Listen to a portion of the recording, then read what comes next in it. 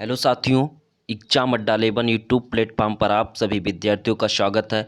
I hope आप सभी विद्यार्थी अच्छे होंगे और आप सभी का प्रिपरेशन बहुत अच्छा चल रहा होगा। जैसा कि आप सभी विद्यार्थी जानते हैं कि यूपी ट्रिपल एससी में जो है भारतीय संसद का टॉपिक है, जिससे भारतीय संसद से रिलेटेड आप लोग के यूपी ट्रिपल एससी पेट एग्जाम्स में क्वेश्चंस पूछे जाने हैं। भारतीय संसद का संपूर्ण टॉपिक इस वीडियो के माध्यम से कराया जाएगा। जो भी विद्यार्थी इस वीडियो को देख रहे हैं बगैर स्किप किए हुए पूरी वीडियो को जरूर देखिएगा, जिससे आप लोग का संसद का टॉपिक कंप्लीट हो जाएगा और जो भी संसद से रिलेटेड क्वेश्चंस पूछे जाएंगे जिससे आप लोग आसानी से टैकल कर सकें। जो भी विद्यार्थी इस चैनल्स पे नए हैं वह चैनल्स को सब्सक्राइब कर लें, जिससे आप लोग को इसी तरीके का वीडियो का अपडेट मिलता रहे। सेशन को स्टार्ट करने से पहले मैं आप सभी विद्यार्थियों से कहना चाहूँगा, जो भी विद्यार्थी हैं सभी विद्यार्थी पेन और कॉपी लेकर बैठिएगा और जो भी चीज़ें इस वीडियो के माध्यम से बताया जाएगा उसको आप सभी विद्यार्थी नोट करते रहिएगा, जिससे आपको रिविजन्स करने में आसानी होगा। चलिए ज़्यादा ना देर करते हुए अपने सेशन को स्टार्ट करते हैं। सेशन को स्टार्ट करने से पहले ठीक है, आप लोग के लिए एक छोटा सा क्वेश्चन लेकर आया हूँ। ठीक है, अगर जीवन में सफलता प्राप्त करनी है तो मेहनत पर विश्वास करें, किस्मत की आजमाइश तो जुए में होती है। ठीक है, चलिए सेशन को स्टार्ट करते हैं। सभी विद्यार्थी, जैसा कि मैंने बताया, आज का हमारा जो टॉपिक होगा वो संसद से होगा। ठीक है, संसद क्या चीज़ है उससे पहले मैं कुछ चीज़ें बेसिक की बातें कर लेता हूँ। देखिए, जो सरकार है, सरकार के जो अंग हैं, ठीक है, वो कौन कौन से हैं। ठीक है, सरकार के अंग वो कौन कौन से हैं। एक हमारा हो जाता है कार्यपालिका, विधायिका और न्यायपालिका। ठीक है, सरकार के अंग कौन कौन से हैं। एक जो होता है हमारा विधायिका होता है, ठीक है, जिसे हम इंग्लिश में लेजिस्लेटिव कहते हैं। ठीक है, विधायिका। उसके बाद में हमारा हो जाता है कार्यपालिका। उसके बाद में न्यायपालिका। ठीक है, के सरकार के अंग हैं। ठीक है, और चौथा स्तंभ जो माना गया है, ठीक है, वो मीडिया को माना गया है।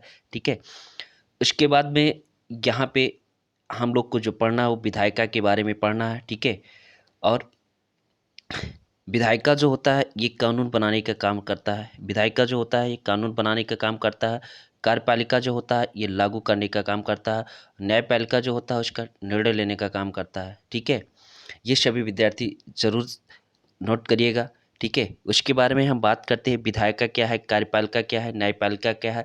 ठीक है, संसद टॉपिक शुरू करने से पहले मैं आप लोग को कुछ बेसिक चीज़ें बता दूंगा, जिससे यहाँ से भी क्वेश्चंस आप लोग के पूछे जा सकते हैं, जिससे आप लोग आसानी से टैकल कर सकें।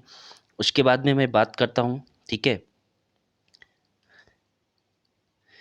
जैसे मैंने कहा विधायिका है। ठीक है, विधायिका होता है। ठीक है, विधायिका में ही हमारा एक आ जाता है। ठीक है, संघीय विधायिका, एक राज्य विधायिका। ठीक है, संघीय विधायिका मतलब जो केंद्र का होता है। ठीक है, उसके बाद में एक राज्य विधायिका, ठीक है, जो राज्य का होता है। उसके बाद में यहाँ पे संघीय विधायिका के ही अंतर्गत हमारा आ जाएगा संसद। ठीक है, संसद आएगा और संसद के जो अंग होते हैं वो कौन है ना, कौन कौन से हैं। ठीक है, यहाँ पे लोकसभा हो जाएगा। ठीक है, उसके बाद में राज्यसभा हो जाएगा। उसके बाद में हमारा प्रेसिडेंट, राष्ट्रपति होता है। ठीक है, ये हमारे संसद के अंग होते हैं।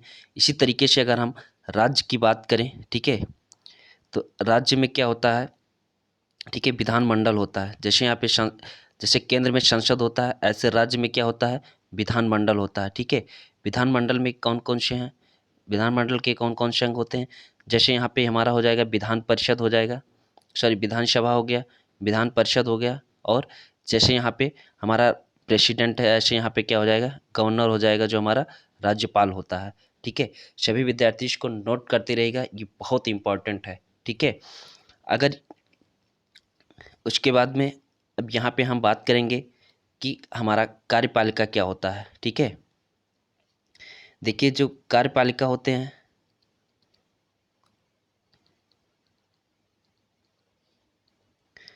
जैसा कि मैंने आप लोग को बताया कि कार्यपालिका जो होता है कानून को लागू करने का काम करता है, कानून का बनाने का जो काम करता है ये विधायिका करता है, ठीक है। कार्यपालिका को हम इंग्लिश में एग्जीक्यूटिव कहते हैं और विधायिका को हम, ठीक है, लेजिस्लेटिव कहते हैं, ठीक है।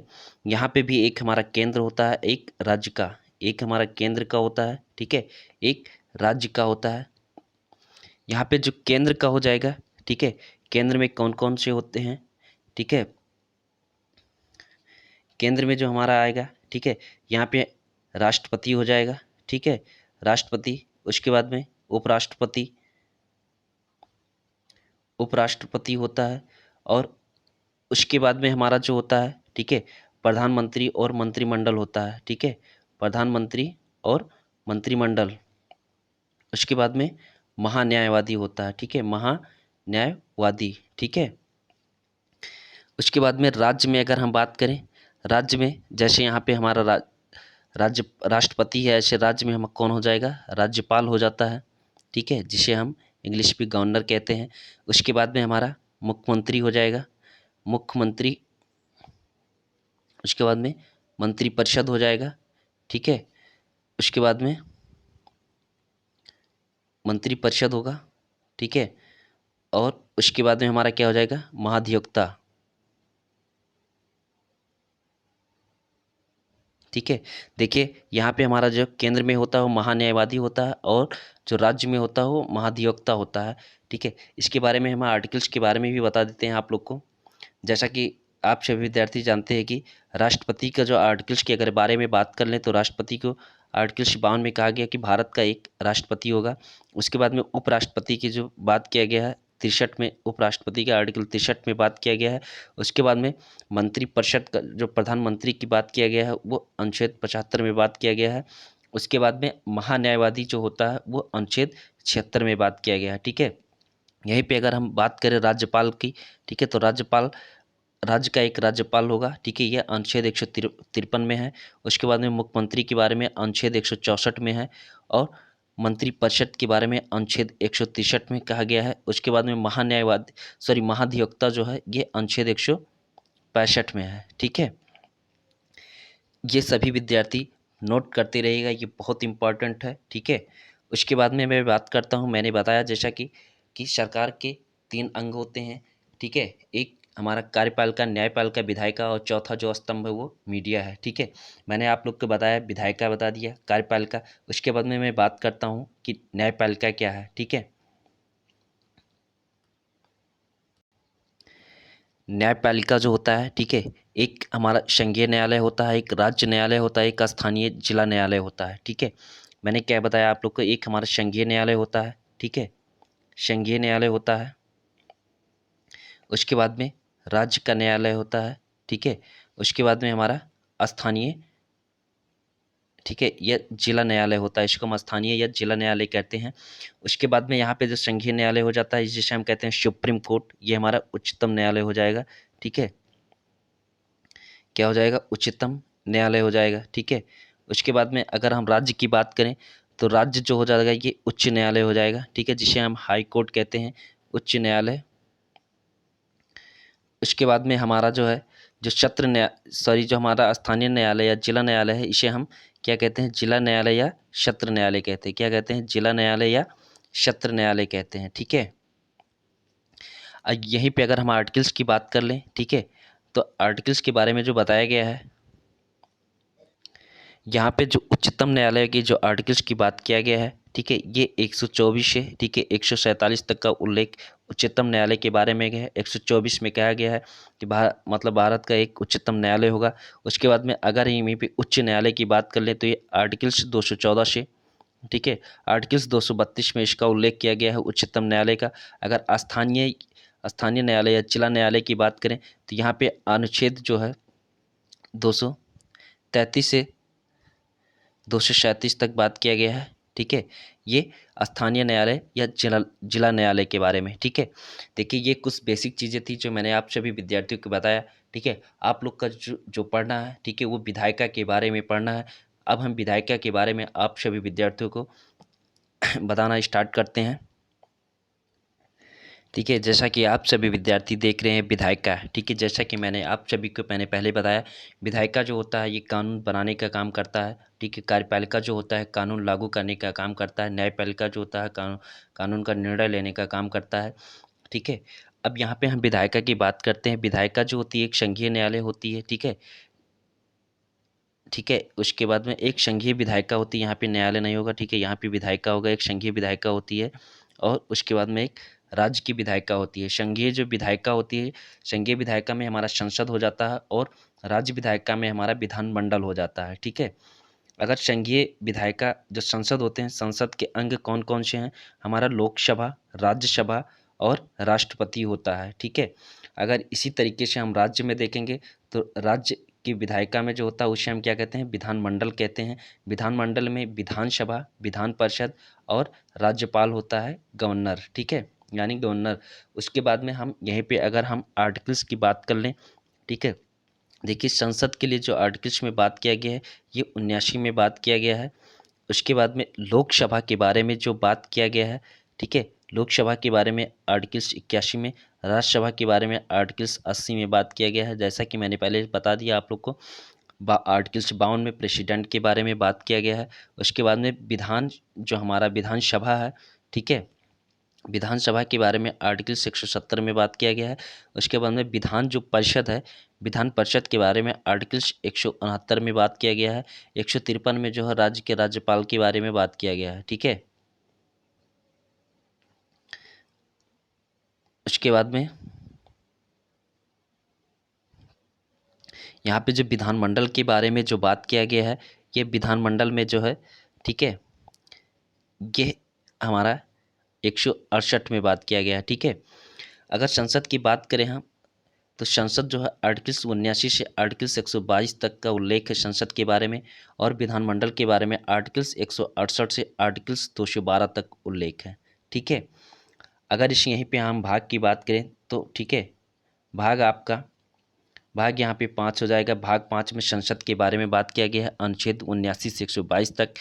और यहीं पे अगर हम राज्य विधायिका की बात करें, राज्य, तो यहाँ पे हमारा जो इसका भाग हो जाएगा, भाग 6 हो जाएगा।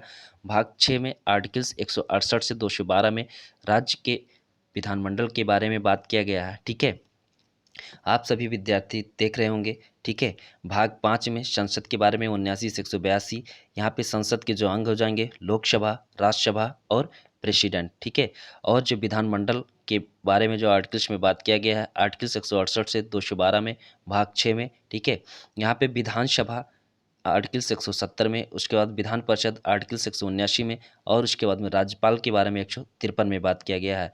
ठीक है, बात करते हैं अब संसद के बारे में। देखिए मैंने कहा संसद का जो गठन किया जाता है ये आर्टिकल्स 79 में संसद के बारे में गठन किया जाता है। उसके बाद में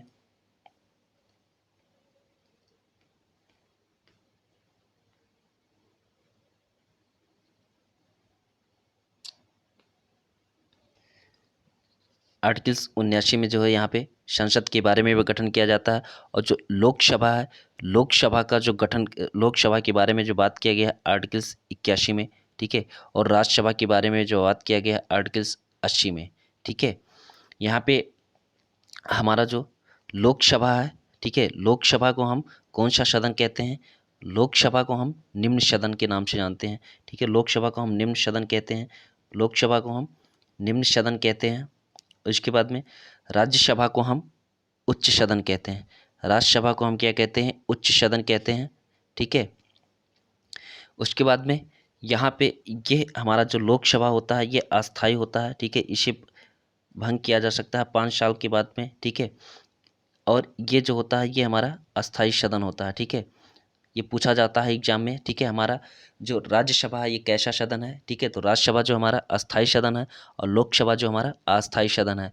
ठीक है, अगर हम कार्यकाल की बात करें, ठीक है, तो इसका जो कार्यकाल होता है हमारा लोकसभा का, लोकसभा का जो कार्यकाल होता है ये 5 वर्ष होता है। ठीक है, और राज्यसभा का जो कार्यकाल होता है ये, राज्यसभा का कार्यकाल जो होता है कितना वर्ष होता है? 6 वर्ष होता है। ठीक है, उसके बाद में इसके लिए लोकसभा का सदस्य के लिए आयु आपकी जो ज़रूरत होती है वो 25 वर्ष की, ठीक है। और राज्यसभा के लिए जो आयु की ज़रूरत होती है वो 30 वर्ष का है ना। आपको लोकसभा का सदस्य बनने के लिए 25 वर्ष होना है और राज्यसभा का सदस्य बनने के लिए 30 वर्ष आयु, ठीक है। उसके बाद में हमारा जो लोकसभा होता है इसका जो निर्वाचन होता है ये प्रत्यक्ष होता है। इसका निर्वाचन क्या होता है? प्रत्यक्ष निर्वाचन होता है। और उसके बाद में राज्यसभा का जो होता है ये अप्रत्यक्ष निर्वाचन होता है, ठीक है। अप्रत्यक्ष निर्वाचन होता है। उसके बाद में नेक्स्ट आगे बात करते हैं, यहाँ से एक एक करके पढ़ते हैं, ठीक है। पहले लोकसभा के बारे में, उसके बाद में राज्यसभा के बारे में, ठीक है, जिससे आप लोग को एक अच्छी जानकारी मिल सके। बात करते हैं हम लोकसभा के बारे में, ठीक है। उसके बाद में राज्यसभा के बारे में बात करेंगे। अब हम बात करते हैं किसके बारे में? लोकसभा के बारे में, ठीक है। लोकसभा के बारे में, लोकसभा को किस अनुच्छेद में कहा गया है? लोकसभा जो हमारा होगा वो अनुच्छेद 81 में होगा, ठीक है। और उसके बाद में हमारा जो राज्यसभा है, राज्यसभा को किस अनुच्छेद में बात किया गया है? राज्यसभा को अनुच्छेद 80 में बात किया गया है, ठीक है। पहले अनुच्छेद 80 को पढ़ते हैं, उसके बाद में अनुच्छेद 81 को, ठीक है। यहाँ पे पहले हम राज्यसभा के बारे में बात कर लेते हैं। राज्यसभा जो हमारा इसकी किस अनुच्छेद में बात किया गया है? राज्यसभा के लिए अनुच्छेद 80 में बात किया गया है, ठीक है। इसके बाद में भारतीय संविधान के अनुच्छेद 80 में राज्यसभा का प्रावधान है, ठीक है। अच्छा, राज्यसभा में अगर हम बात कर लें, यहाँ पे वर्तमान में जो राज्यसभा के सदस्य टोटल कितने हैं, ठीक है। वर्तमान में जो राज्यसभा के सदस्य हैं वो 245 हैं, ठीक है। उसके बाद में अधिकतम इसके कितने हो सकते हैं? अधिकतम जो इसके हो सकते हैं 250 सदस्य हो सकते हैं, ठीक है। वर्तमान में जो हैं 245 हैं, ठीक है। राज्यसभा का जो गठन हुआ वो कब हुआ था? राज्यसभा का गठन जो हुआ वो कब हुआ था कि 13 मई 1952 में राज्यसभा का गठन हुआ था। सभी विद्यार्थी नोट करते रहिएगा, यहाँ यही सब क्वेश्चंस आप सभी विद्यार्थियों से पूछा जाता है एग्जाम्स में, इसलिए सभी विद्यार्थी जरूर नोट करते रहिएगा, ठीक है। देखिए, राज्यसभा में वर्तमान में जो सीटें हैं कितना है? वर्तमान में जो राज्यसभा के सदस्य हैं कितना? 245 हैं। अधिकतम कितने हो सकते हैं? 250 हो सकते हैं, ठीक है। 250 नहीं है, देखिए 250 हो सकते हैं। उसके बाद में देखिए 245 जो है, 245 में कैसे हैं? यहाँ पे 233 जो होते हैं ये क्या होते हैं? निर्वाचित सदस्य होते हैं। 233 क्या हैं? ये निर्वाचित सदस्य होते हैं, ठीक है। 233 में जो होते हैं ये 29, ठीक है, 229 जो सदस्य होते हैं, ठीक है, ये राज्य के होते हैं और 4 सदस्य जो होते हैं, ठीक है, ये केंद्र शासित प्रदेश के होते हैं, ठीक है। ये टोटल मिला के हमारा हो जाएगा 233 हो जाएगा, ठीक। उसके बाद में 12 सदस्य जो होते हैं, ये 12 सदस्य मनोनीत किए जाते हैं। 12 सदस्य मनोनीत किए जाते हैं। ये क्वेश्चन जरूर आप लोग के एग्जाम में पूछा जाता है। राज्यसभा में जो 12 सदस्यों को मनोनीत किया जाता है, ये किसके द्वारा किया जाता है, ठीक है। तो ये राष्ट्रपति के द्वारा 12 सदस्यों को मनोनीत किया जाता है, ठीक है। ये जो 12 सदस्यों को मनोनीत किया जाता है वो कौन से सदस्य होते हैं उसके बारे में मैं बात करता हूँ। देखिए, मैंने कहा 12 जो मनोनीत सदस्य होते हैं ये राष्ट्रपति के द्वारा मनोनीत किए जाते हैं। ये जो मनोनीत किए जाते हैं किस विभाग के होते हैं? साहित्य, कला, विज्ञान एवं समाज सेवा, ठीक है। या फिर है ना, विशेष विषयों में ज्ञान रखने वाले व्यक्तियों को मनोनीत करता है, ठीक है, मनोनीत किया जाता है इसके बाद में, ठीक है। अगर हम बात कर लें वर्तमान में जो हमारा राज्यसभा, ठीक है, राज्यसभा की जो सीटें हैं उत्तर प्रदेश में कितनी हैं? वर्तमान में जो उत्तर प्रदेश में राज्यसभा की सीटें हैं वो 31 हैं, ठीक है। राज्यसभा की सीटें उत्तर प्रदेश में वर्तमान में कितने हैं? 31 हैं। सभी विद्यार्थी इसको जरूर नोट करिएगा, ठीक है। ये यूपी पेट के एग्जाम्स में जरूर पूछा जा सकता है कि राज्यसभा की सीटें उत्तर प्रदेश में कितनी हैं, ठीक है।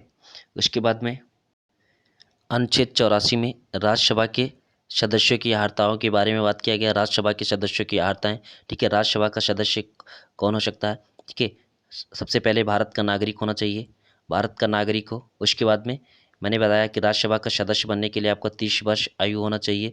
उसके बाद में कोई लाभ का पद धारण ना किया हो, ठीक है, लाभ का पद धारण ना किया हो और विकृत चित्त ना हो, ठीक है। विकृत चित्त यानी पागल या ऐसा कुछ व्यक्ति ना हो, ठीक है। इन सदस्यों को राज्यसभा का सदस्य के लिए ये योग्यता है। ठीक है, योग्यता के बारे में पूछा जाता है, राज्यसभा के सदस्य बनने के लिए क्या योग्यता होना चाहिए, तो भारत का नागरिक होना चाहिए, 30 वर्ष का होना चाहिए, किसी लाभप्रद पद पे नहीं होना चाहिए, उसके बाद में विकृत चित्त ना हो। ठीक है, उसके बाद में नेक्स्ट बात करते हैं अनुच्छेद जो 89 में है, यहाँ पे उपराष्ट्रपति ही राज्यसभा का पदेन सभापति होता है। ठीक है, अगर मैं आप सभी विद्यार्थियों में पूछूं जो राष्ट्रपति होता है इसका कार्यकाल कितना होता है, तो आप सभी विद्यार्थी कहेंगे 5 वर्ष। ठीक है, अगर लेकिन यहीं पे अगर सभापति की बात किया जाएगा तो इनका कार्यकाल जो होता है वो 6 वर्ष होता है। एग्जाम में जरूर पूछा जाता है, इसलिए पूछा जाता है क्योंकि ये सभी विद्यार्थी जानते हैं कि उपराष्ट्रपति ही, ठीक है, राज्यसभा का पदेन सभापति होता है। ठीक है, पदेन सभापति का जो कार्यकाल होता है वो 6 वर्ष होता है और राष्ट्रपति का 5 वर्ष होता है। इसी में विद्यार्थी कन्फ्यूज हो जाते हैं और 5 वर्ष टिक करते हैं। ठीक है, इसलिए मैंने आपसे विद्यार्थियों को बताया, इसको नोट करके रखिएगा। ठीक है, दिमाग में सेट करके रखिएगा। और जो यहाँ पे उपराष्ट्रपति से जो क्वेश्चन पूछे जाते हैं, ये पूछा जाता है कि जो हमारा, ठीक है, जो उपसभापति होता है या सभापति होता है उसको मतलब वेतन जो है वो कहाँ से दिया जाता है। ठीक है, वेतन जो दिया जाता है ये संचित निधि से दिया जाता है। उप इसको वेतन कहाँ से दिया जाता है, ये संचित निधि से दिया जाता है। ठीक है, उसके बाद में आगे बात करते हैं। अगर मैं आप सभी विद्यार्थियों से एक क्वेश्चन यहाँ पे पुटअप करूँ, मैं आप सभी विद्यार्थियों से अगर हम पूछें, ठीक है, वर्तमान में जो है कौन है हमारे जो है उपराष्ट्रपति कौन है, ठीक है, वही हमारे सभापति भी होंगे। उपराष्ट्रपति कौन है, तो यहाँ पे क्या कहेंगे, जगदीप धनखड़ क्या है। ठीक है, जगदीप जो धनखड़ हैं यही क्या है, जगदीप धनखड़ जो है ये क्या है हमारे, ठीक है, उपराष्ट्रपति हैं, जिसको अभी हाल ही में बनाया गया है उपराष्ट्रपति। और जो राष्ट्रपति बनाया गया है ये द्रौपदी मुर्मू को बनाया गया है, और जो उपराष्ट्रपति एक जगदीप धनखड़ को बनाया गया है। यहाँ से आप सभी को पूछा जाता है वर्तमान में जो, ठीक है, क्या नाम है, कौन है पदेन सभापति कौन है। ठीक है, तो ये जगदीप धनखड़ हो जाएंगे। उसके बाद में नेक्स्ट आगे बात करते हैं, ये हमारा हो गया, ठीक है, राज्यसभा। उसके बाद में हम लोकसभा के बारे में बात कर लेते हैं। देखिए लोकसभा जो है हमारा अनुच्छेद 81 में लोकसभा के बारे में बात किया गया है। ठीक है, लोकसभा में अगर हम अधिकतम जो सीटों की बात करें, ठीक है, अधिकतम जो सीटें हो सकती हैं लोकसभा में वो कितनी हैं, 552 है। ठीक है, और राज्यसभा में कितनी हैं, 250 हैं। ठीक है, ये सभी विद्यार्थी जरूर याद रखिएगा क्योंकि यहाँ से क्वेश्चन जरूर पूछे जाते हैं। ठीक है, लोकसभा राज्यसभा की सीटों के बारे में। ठीक है, यहाँ पे जो 552 है, अगर हम वर्तमान में बात करें तो वर्तमान में जो है हमारा वो कितना है, वर्तमान में हमारा जो है वो 543 है। ठीक है, उसके बाद में जो 552 होता है, 552 में यहाँ पे 530, ठीक है, राज्यों से होते थे। ठीक है, 530 राज्यों से। उसके बाद में 20 जो होते हैं ये हमारे संघ राज्यों से। ठीक है, उसके बाद में यानी केंद्र शासित प्रदेश से। उसके बाद में यहाँ पे जो 2 सदस्य होते थे ये कौन से होते हैं, ठीक है, आंग्ल भारतीय होते हैं। ठीक है, आंग्ल भारतीय होते हैं। लेकिन जैसा कि आप सभी विद्यार्थी जानते हैं कि जो आंग्ल भारतीय हैं, ठीक है, इसका पद हटा दिया गया है।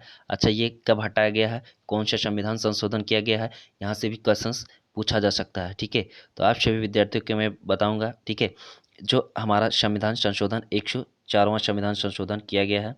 ठीक है, 104वां संविधान संशोधन करके, ठीक है, 2019 में आंग्ल भारतीय समुदाय के सदस्यों को जो मनोनयन किया जाता था, ठीक है, ये इनका पद हटा दिया गया है। ठीक है, उसके बाद में वर्तमान में जो है कितने हैं, 543 सीट हैं। ठीक है, वर्तमान में जो है कितने हैं, 543 सीट हैं। ठीक है, 543 में क्या है, यहाँ पे 530 जो है ये किससे हैं, राज्य से हैं। ठीक है, और उसके बाद में 13 जो हैं वो किससे हैं, केंद्र शासित प्रदेशों से यानी संघ राज्यों से हैं। ठीक है, ये सभी विद्यार्थी जरूर याद रखिएगा। ठीक है, वर्तमान में जो है 543 हैं, 530 जो है राज्यों से और 13 जो है संघ, है ना, संघ राज्यों से यानी केंद्र शासित प्रदेशों से। ठीक है, और जैसा कि मैंने आप सभी विद्यार्थियों को मैंने बताया कि हमारा जो लोकसभा होता है ये हमारा निम्न सदन होता है और ये अस्थाई सदन होता है, और जो हमारा राज्यसभा होता है ये हमारा उच्च सदन होता है। ठीक है, और अस्थाई सदन होता है। ठीक है, ये जरूर पॉइंट याद रखिएगा आप सभी विद्यार्थी। उसके बाद में हम बात कर लेते हैं लोकसभा का सदस्य बनने के लिए अर्हताएँ क्या होती हैं। लोकसभा सदस्य की जो अर्हताएँ हैं ये क्या हैं, ठीक है, जैसा कि मैंने बताया कि राज्यसभा की जो अर्हताएँ हैं कि भारत का एक नागरिक हो, ठीक है, और क्या हो, विकृत चित्त ना हो, और 30 वर्ष का आयु पूरा किया हो। ये राज्यसभा की मैंने अर्हताएँ के बारे में मैंने बताया, ठीक है। उसी तरीके से यहाँ पे क्या होना चाहिए, राज्यसभा लोकसभा की अर्हताएँ, भारत का नागरिक होना चाहिए। उसके बाद में विकृत चित्त ना हो, ठीक है, विकृत चित्त ना हो। उसके बाद में इसका सदस्य बनने के लिए 25 वर्ष होना चाहिए, और राज्यसभा के लिए कितना वर्ष होना चाहिए, 30 वर्ष होना चाहिए, ठीक है। उसके बाद में किसी लाभ पद पर ना हो, ठीक है, किसी लाभ पद पर ना हो, ठीक है। और उसके बाद में इनका जो कार्यकाल होता है, कार्यकाल जैसा कि मैंने पहले आप लोग को बताया कि इनका कार्यकाल जो होता है 5 वर्ष होता है, ठीक है, और राज्यसभा का कार्यकाल जो होता है 6 वर्ष होता है, ठीक है। अच्छा, एक बहुत इम्पॉर्टेंट चीज़ें हैं जो यहाँ से ज़रूर पूछी जाती हैं, ठीक है। पूछा जाता है कि, ठीक है, किस समय, ठीक है, राज्य की सॉरी लोकसभा का कार्यकाल है ना, किस समय में, ठीक है, 6 वर्ष कर दिया गया था, ठीक है। तो मैं आप लोग को बताऊंगा, ठीक है, 42वां संविधान संशोधन करके उस समय जो प्रधानमंत्री थी इंदिरा गांधी थी, ठीक है, 42वां संविधान संशोधन करके, ठीक है, 1976 में 42वां संविधान संशोधन किया गया था। उस समय जो भारत की प्रधानमंत्री थी वो कौन थी, इंदिरा गांधी थी, ठीक है। उन्होंने लोकसभा के कार्यकाल को कितना कर दिया था, 6 वर्ष कर दिया था, ठीक है। लेकिन पुनः, ठीक है, 44वां संविधान संशोधन करके मोरारजी देसाई उस समय, ठीक है, भारत के प्रधानमंत्री थे, 1978 में किया गया, ठीक है। और इसका कार्यकाल पुनः इसको 5 वर्ष कर दिया गया, ठीक है। इसीलिए वर्तमान में जो है लोकसभा का जो कार्यकाल है वो 5 वर्ष है। ये पॉइंट जरूर नोट करिएगा, ठीक है। संशोधन से क्वेश्चन अगर पूछा जाएगा संसद से तो यहाँ से जरूर क्वेश्चन उठाया जाएगा, इसलिए इसको नोट करके रखिएगा, इसको दिमाग में सेट करके रखिएगा सभी विद्यार्थी, ये बहुत इंपॉर्टेंट है। उसके बाद में नेक्स्ट आगे देखते हैं। देखिए विद्यार्थियों, अगर मैं बात करूं अनुच्छेद 93 में जो है लोकसभा के अध्यक्ष एवं उपाध्यक्ष के बारे में उल्लेख है। उसके बाद में अनुच्छेद जो 96 है में, ठीक है, लोकसभा के अध्यक्ष को पद से हटाने की बात चल रही होती है। अगर ये बात सदन में होती है तो इसका कोई निर्णायक मत नहीं दिया जा सकता, ठीक है। अध्यक्ष की पद को हटाने की बात अनुच्छेद 96 में, ठीक है, लोकसभा अध्यक्ष और उपाध्यक्ष का उल्लेख जो है अनुच्छेद 93 में किया गया है। ये भी बहुत इंपॉर्टेंट है, इसको नोट करिएगा। उसके बाद में हम बात करते हैं प्रोटेम स्पीकर क्या है। देखिए प्रोटेम स्पीकर जो होता है, ठीक है, ये राष्ट्रपति के द्वारा, ठीक है, नवगठित लोकसभा के वरिष्ठ जो सदस्य होते हैं, ठीक है, मतलब ये राष्ट्रपति के द्वारा इनको गठित किया जाता है, और लोकसभा के जो वरिष्ठ सदस्य होते हैं, ठीक है, उन्हीं को प्रोटेम स्पीकर नियुक्त किया जाता है, ठीक है। और प्रोटेम स्पीकर का जो शपथ कौन दिलाता है, ये राष्ट्रपति के द्वारा ही प्रोटेम स्पीकर को शपथ दिलाया जाता है, ठीक है। शपथ दिलाने के काम कौन करता है, ये राष्ट्रपति करता है, ठीक है। राष्ट्र प्रोटेम स्पीकर को शपथ दिलाने का काम कौन करता है, राष्ट्रपति करता है, ठीक है। और प्रोटेम स्पीकर किसको चुना जाता है, लोकसभा के जो वरिष्ठ सदस्य होते हैं उन्हीं को प्रोटेम स्पीकर चुना जाता है।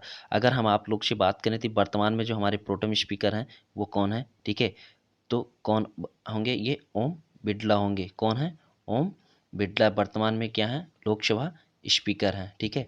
सभी विद्यार्थी इस बात को जरूर नोट करिएगा, ठीक है। उसके बाद में नेक्स्ट आगे बढ़ते हैं।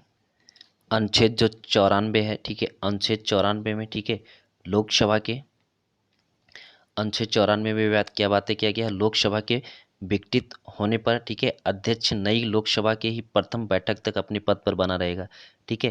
जैसे मान लीजिए अगर लोकसभा जब तक विघटित नहीं होती, ठीक है, अगर विघटित हो गया है तो लोकसभा का जो अध्यक्ष है, ठीक है, लोकसभा के प्रथम बैठक तक वो अपने पद पर बना रहेगा, ठीक है। जैसे मान लीजिए कोई लोकसभा, ठीक है, कार्यकाल पूरा होने के पहले ही विघटित हो जाता है, ठीक है, तो जब तक लोकसभा, ठीक है, लोकसभा का प्रथम बैठक नहीं किया जा सकता है तब तक वो अध्यक्ष जो है अपनी पद पर बना रहेगा। उसके बारे में जो बात किया गया है वो अनुच्छेद 94 में बात किया गया है। उसके बाद में अनुच्छेद जो 95 में है, ठीक है, अनुच्छेद 95 में बात किया गया है कि अगर मान लो, ठीक है, अध्यक्ष का पद रिक्त है तो उस पर कौन काम करेगा, ठीक है, अध्यक्ष का पद रिक्त होने पर, ठीक है, लोकसभा के अध्यक्ष का पद रिक्त होने पर, ठीक है, उपाध्यक्ष काम कार्य करेगा, ठीक है, ये अनुच्छेद 95 में कहा गया है, ठीक है। और उसके बाद में 96 में जैसा कि मैंने बताया कि अगर मान लो, ठीक है, अध्यक्ष को पद से हटाने का संकल्प अगर विचाराधीन हो, ठीक है, तो उस पर कोई निर्णायक मत नहीं दे सकता है, ठीक है। इसके बाद में देखिए अनुच्छेद जो 94 में है इसमें लोकसभा के बारे में बात किया गया है। जैसे मान लो अगर लोकसभा विघटित हो गया है, ठीक है, कार्यकाल पूरा होने के पहले, ठीक है, तो अध्यक्ष होगा, ठीक है, वो मतलब जब तक कोई नया नहीं चुना जाता तब तक वो अपने ही पद पर बना रहेगा, ठीक है, मतलब प्रथम बैठक तक, ठीक है। जैसे मान लो किसी सत्र का प्रथम बैठक होता है, उस प्रथम बैठक तक वो अपनी सत्र पे बना रहेगा। उसके बाद में अनुच्छेद जो 95 में है इसमें अगर मान लो अध्यक्ष का पद क्या हो, रिक्त हो, ठीक है, तो उस समय इस पे काम कौन करेगा, ठीक है। अनुच्छेद 95 में कहा गया कि अगर मान लो लोकसभा में अध्यक्ष का पद रिक्त है तो उसका कार्य कौन करेगा, उप उपाध्यक्ष करेगा, ठीक है। उसके बाद में जैसा कि मैंने पहले बताया आप लोग को, अनुच्छेद 96 में कहा गया है कि मान लो अध्यक्ष का पद अगर पद से हटाने के लिए, है ना, संकल्पाधीन हो, मतलब विचाराधीन हो, तो ठीक है, उस समय कोई उस पर क्या निर्णायक मत नहीं दे सकता है, ठीक है। उसके बाद में मैं बात कर लेता हूँ संसद के जो सत्र होते हैं, ठीक है, यहाँ सत्र से भी क्वेश्चंस पूछे जाते हैं। संसद के सत्र के बारे में मैं बात कर लेता हूँ। देखिए संसद के जो सत्र होते हैं, एक बजट सत्र होता है, एक मानसून सत्र होता है, एक शीतकालीन सत्र होता है, ठीक है। कौन कौन सा होता है, एक बजट सत्र होता है, ठीक है, उसके बाद में एक बजट सत्र हो गया, ठीक। उसके बाद में मैंने क्या कहा, मानसून सत्र होता है, ठीक है। उसके बाद में क्या होता है, हमारा शीतकालीन सत्र होता है, ठीक है। ये 3 सत्र होते हैं,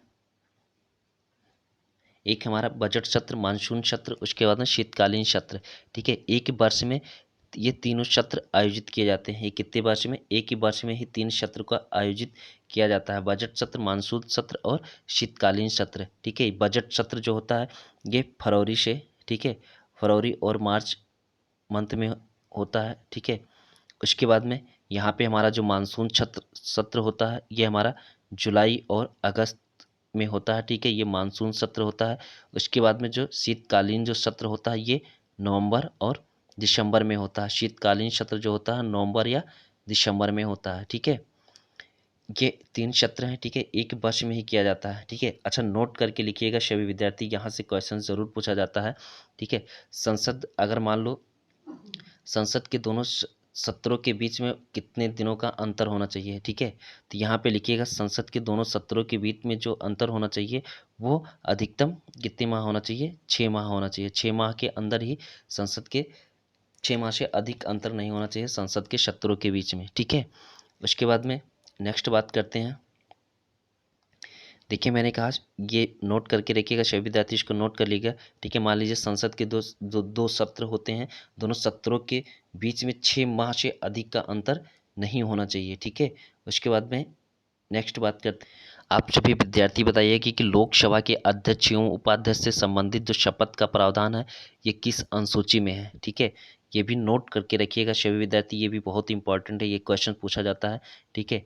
जो लोकसभा के अध्यक्ष एवं उपाध्यक्ष होते हैं, लोकसभा के अध्यक्ष या फिर उपाध्यक्ष, ठीक है, लोकसभा के अध्यक्ष या उपाध्यक्ष जो होते हैं, ठीक है, लोकसभा के अध्यक्ष और उपाध्यक्ष से संबंधित शपथ का प्रावधान किस अनुसूची में है, तो अनुसूची 3 में है, ठीक है। शपथ से जो प्रावधान है वो किस अनुसूची में है, अनुसूची 3 में है, ठीक है। अनुसूची 3 में है, लोकसभा के अध्यक्ष और उपाध्यक्ष से संबंधित जो शपथ है वो अनुसूची 3 में बताया गया है, ठीक है। उसके बाद में बात करूँगा मैं, ठीक है, यहाँ पे जो है अनुच्छेद 108, ठीक है, अनुच्छेद 108 अनुच्छेद जो 108 है, ठीक है, अनुच्छेद 108 के द्वारा क्या बुलाया जाता है, ये संयुक्त बैठक बुलाया जाता है अनुच्छेद 108 के द्वारा, ठीक है। अच्छा संयुक्त बैठक की जो अध्यक्षता करता है वो कौन करता है, ठीक है, लोकसभा का जो अध्यक्ष होता है वही संयुक्त बैठक की अध्यक्षता करता है। लोकसभा का ही अध्यक्ष ही संयुक्त बैठक की क्या करता है, अध्यक्षता करता है। और ठीक है, उसके बाद में यहाँ पे पूछा जाता है कि ठीक है राष्ट्रपति का जो अभिभाषण होता है, ठीक है, वो किसके द्वारा तैयार किया जाता है संयुक्त बैठक में, ठीक है, तो ये मंत्रिपरिषद के द्वारा राष्ट्रपति का अभिभाषण तैयार किया जाता है, ठीक है। संयुक्त बैठक में राष्ट्रपति का अभिभाषण कौन तैयार करता है, ठीक है, तो ये मंत्रिपरिषद के द्वारा, ठीक है, राष्ट्रपति का अभिभाषण तैयार किया जाता है। ये भी याद रखिएगा सभी विद्यार्थी, नोट कर लीजिएगा। उसके बाद में नेक्स्ट आगे आते हैं आप सभी विद्यार्थी, ठीक है, से बात करूंगा मैं लोकसभा में जो, ठीक है, एससी और एसटी के लिए जो सीटों का आरक्षण होता है, ठीक है, ये किस अनुच्छेद में बात किया गया है, ठीक है, लोकसभा में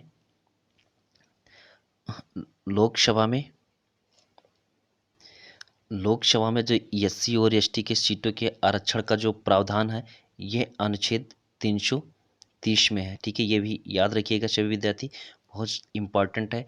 अच्छा देखिए, यहाँ पे लोकसभा में जो एससी और एसटी की सीटों का आरक्षण का बातें किया गया है, ठीक है, जैसा कि आप सभी विद्यार्थी जानते हैं कि 104वां संविधान संशोधन करके, ठीक है, 25 जनवरी, ठीक है, 2020 को किया गया है, ठीक है, और 25 जनवरी 2020 को किया गया है, और इनके कार्यकाल को कितना, इनके आरक्षण को कितना बढ़ा दिया गया है, 2030 तक 10 वर्षों के लिए इनकी आरक्षण को बढ़ा दिया गया है, ठीक है। अच्छा मान लीजिए 104वां संविधान संशोधन 25 जनवरी 2020 को किया गया है, ठीक है, तो इनका कार्यकाल 2030 के लिए बढ़ा गया है, ठीक है। तो 25 जनवरी 2020 के लिए कौन सा संविधान संशोधन किया गया था, ठीक है, 25 जनवरी 2020 के लिए 95वां संविधान संशोधन किया गया था, ये 25 जनवरी, ठीक है, 95वां संविधान संशोधन किया गया था जो 25 जनवरी 2020 तक के लिए बढ़ाया गया था। उसके बाद में 104वां संविधान संशोधन किया गया, उसके 25 जनवरी 2020 को, तो उसका कार्यकाल 2030 तक बढ़ा दिया गया है, ठीक है। अच्छा यहाँ पे अगर हम लोकसभा में सीटों की बातें कर लें, ठीक है, लोकसभा में जो एससी की सीटें हैं वो कितनी हैं, जो एसटी की सीटें कितनी हैं, ठीक है, तो यहाँ पे एससी की जो सीटें हैं लोकसभा में वो कितनी हैं, 84 सीटें हैं, ठीक है, और एसटी की जो सीटें हैं वो कितनी हैं, 47 सीटें हैं, ठीक है। आप लोग को टोटल आरक्षण का सीटें पूछा जा सकता है कितने होते हैं, दो दो एससी और एसटी के लिए जो आरक्षित जो सीटें हैं वो कितना है, टोटल 131 हैं। सभी विद्यार्थी नोट करिएगा, ये बहुत इंपॉर्टेंट है आप सभी। और जो भी विद्यार्थी इस वीडियो को देख रहे हैं, एक बार सेशन को शेयर कर दे, जिससे अधिक से अधिक विद्यार्थियों के पास तक ये इन्फॉर्मेशन वीडियो पहुंच पाए। उसके बाद में कुछ आर्टिकल्स के बारे में बात कर लेते हैं, जिससे कि एग्जाम्स में पूछा जा सकता है उस आर्टिकल से क्वेश्चंस, ठीक है, जो संसद से रिलेटेड ही आर्टिकल्स हैं, ठीक है। यहाँ पे हमारा लोकसभा और राज्यसभा हो जाता है, इससे संबंधित कुछ आर्टिकल्स हैं जो इम्पॉर्टेंट हैं, ठीक है, उस आर्टिकल्स के बारे में बात करेंगे, जिससे आप लोग के एग्जाम्स में पूछा जा सकता है उस आर्टिकल्स के बारे में। अनुच्छेद 107 में जो है विधेयकों को पुनः स्थापित करना, कोई भी विधेयक अगर पारित किया गया है, ठीक है, उसको पुनः स्थापित करने के लिए अनुच्छेद 107 में बात किया गया है।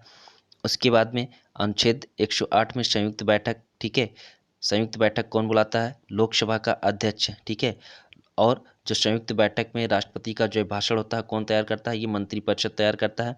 अनुच्छेद 109 में जो है विधेयकों को, ठीक है, विशेष अधिकार, ठीक है। उसके बाद में अनुच्छेद 110 में जो है धन विधेयक की परिभाषा, अनुच्छेद 111 में जो है विधेयक पर अनुमति, ठीक है। उसके बाद में नेक्स्ट बात करते हैं, सभी विद्यार्थी एक पॉइंट, ठीक है, नोट करिएगा, यहाँ पे जैसा कि मैंने कहा संयुक्त जो बैठक होता है, ठीक है, इसकी मतलब संयुक्त बैठक की जो अधिवेशन होता है, ठीक है, इसकी अध्यक्षता कौन करता है, ठीक है, मतलब कौन बुलाता है, ठीक है, अध्यक्षता जो करता है वो लोकसभा का अध्यक्ष करता है, और बुलाने का जो काम करता है वो कौन करता है, राष्ट्रपति करता है, ठीक है। संयुक्त अधिवेशन बुलाने का काम कौन करता है, राष्ट्रपति करता है, ठीक है। अगर आप लोग से पूछा जाएगा संयुक्त अधिवेशन जो है, ठीक है, उसको बुलाने का काम कौन करता है, तो राष्ट्रपति करता है, ठीक है, और संयुक्त अधिवेशन की अध्यक्षता कौन करता है, तो लोकसभा का अध्यक्ष करता है, ठीक है। इस पॉइंट को याद रखिएगा, राष्ट्रपति और अध्यक्ष के बारे में कन्फ्यूज मत होइएगा, ठीक है, उसकी अध्यक्षता लोकसभा का अध्यक्ष करता है, और जो बुलाने का काम करता है वो कौन करता है, राष्ट्रपति करता है, ठीक है। उसके बाद में नेक्स्ट आर्टिकल्स की बात करते हैं, ठीक है। उसके बाद में बात करेंगे अगर अनुच्छेद 112 में जो है इसमें क्या होती है, ठीक है, बजटीय प्रक्रिया होती है, ठीक है, जो बजट बनता है उसकी जो प्रक्रिया की जाती है वो अनुच्छेद 112 में किया जाता है, ठीक है। उसके बाद में, ठीक है, यह वार्षिक वित्तीय विवरण के बारे में अनुच्छेद 112 में कह सकते हैं वार्षिक वित्तीय विवरण, ठीक है। उसके बाद में 113 में जो होता है यहाँ पे प्राक्कलन संबंधी प्रक्रिया होती है, ठीक है, मतलब जो यहाँ पे वार्षिक जो वित्तीय होगा, ठीक है, उसका यहाँ पे प्राक्कलन किया जाता है, कि मतलब जो वार्षिक जो वित्तीय का विवरण किया गया है उसका प्राक्कलन मतलब जांच पड़ताल के लिए अनुच्छेद 113 में किया जाता है, ठीक है। उसके बाद में अनुच्छेद 112 में बजटीय प्रक्रिया यानी वार्षिक वित्तीय विवरण, अनुच्छेद 113 में प्राक्कलन संबंधित प्रक्रिया, ठीक है, मतलब जो वार्षिक वित्तीय का विवरण होता है उसका यहाँ पे प्राक्कलन किया जाता है, जांच किया जाता है। उसके बाद में अनुच्छेद जो 114 है यहाँ पे विनियोग विधेयक होता है, ठीक है, विनियोग विधेयक के बारे में बात किया गया है। विनियोग विधेयक ये होता है कि मतलब कौन से विधेयक जो हैं ये योग्य हैं, कौन से अयोग्य हैं।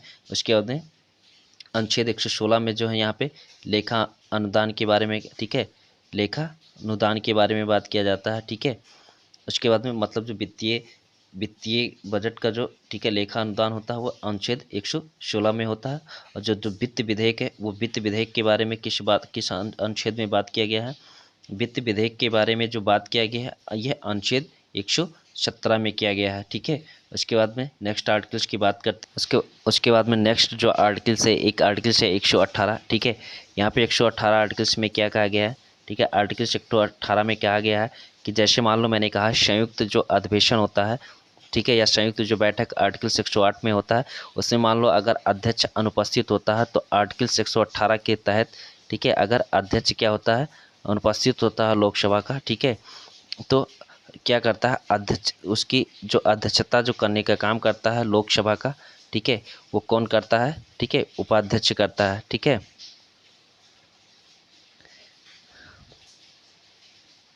ठीक है, सॉरी, यहाँ पे जैसे अनुच्छेद 118 में है, ठीक है, मैंने कहा संयुक्त अधिवेशन जो है उसकी अध्यक्षता जो कौन करता है, लोकसभा अध्यक्ष करता है, ठीक है। उसका जो विवरण के बारे में ये अनुच्छेद 118 में है, ठीक है। ये सभी आप सभी विद्यार्थियों के लिए इम्पॉर्टेंट आर्टिकल्स हो गए, ठीक है। और लोकसभा राज्यसभा हो गया, ठीक है। उसके बाद में विधानमंडल जो है, विधानमंडल को हम नेक्स्ट क्लास में पढ़ेंगे, ठीक है। और आप सभी विद्यार्थी कमेंट करके ज़रूर बताइएगा आप सभी विद्यार्थियों के वीडियो कैसा लगा, ठीक है। ऐसे ही इन्फॉर्मेशन से वीडियो पाने के लिए, ठीक है, इम्पॉर्टेंट, जिससे आप लोग के एग्ज़ाम्स के हेल्पफुल हो सके, ठीक है। आप सभी इस वीडियो को शेयर कर दें और जो भी विद्यार्थी इस चैनल्स पे नए हो चैनल्स को सब्सक्राइब कर लें। सभी विद्यार्थी कमेंट करके ज़रूर बताइएगा आप सभी विद्यार्थियों को ये वीडियो कैसा लगा, ठीक है। Thank you for watching.